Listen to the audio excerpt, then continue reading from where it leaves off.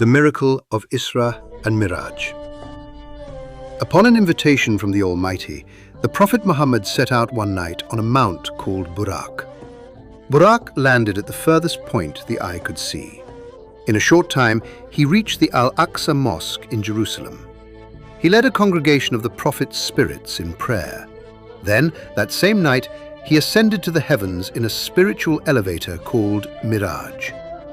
On each ascent, he met Adam, John, and Jesus, Joseph, Idris, Aaron, Moses, and Abraham.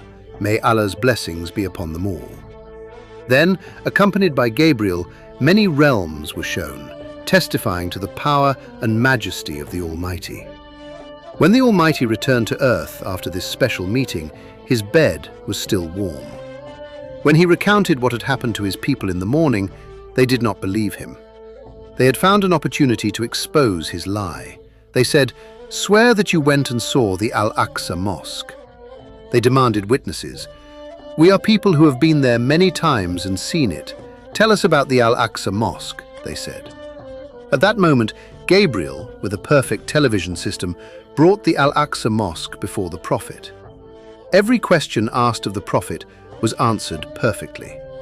As a result, they said, "O Abu Qasim, you were absolutely right.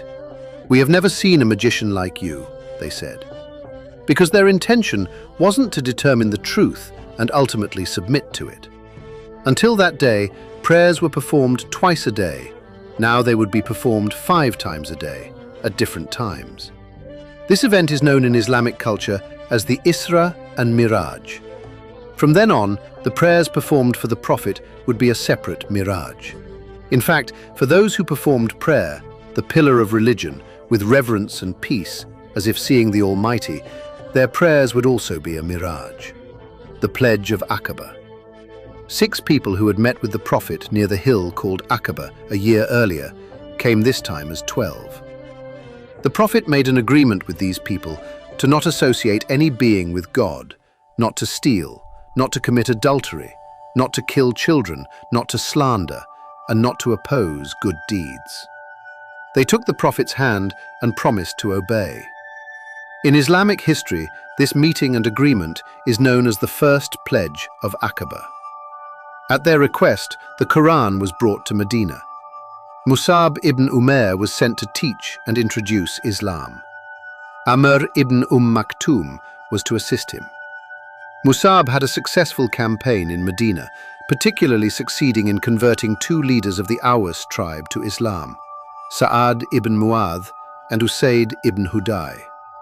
Their acceptance of Islam led to the conversion of many families within a single day. By evening, not a single family from the Banu Abd al-Ashal remained un-Muslim. A year later, during the Hajj season, 73 men and 2 women came to meet the Prophet. They were all Muslims. They met in Aqaba after midnight. At this meeting, they invited the Prophet to their homeland. The Prophet said, "Listen to my words and obey me in your joyful and sorrowful days. Provide financial assistance in your times of need and ease. Strive to enjoin good and forbid evil. Speak for the sake of Allah, and do not fear the condemnation of anyone in this path. Promise me that when I come to you, you will protect me as you protect yourselves, your families, and your children," he said. "What will we gain in return?" they asked. "The pleasure of Allah and paradise," he replied. "If you achieve success in the future, will you return to your people?" they asked. "No," he said. "My blood is your blood. Your death is my death. I am from you, and you are from me. I will wage war against those you wage war against, and I will make peace with those you make peace with." "Then we accept," they said. One by one, they took the hand of the Prophet. They pledged to abide by the agreement.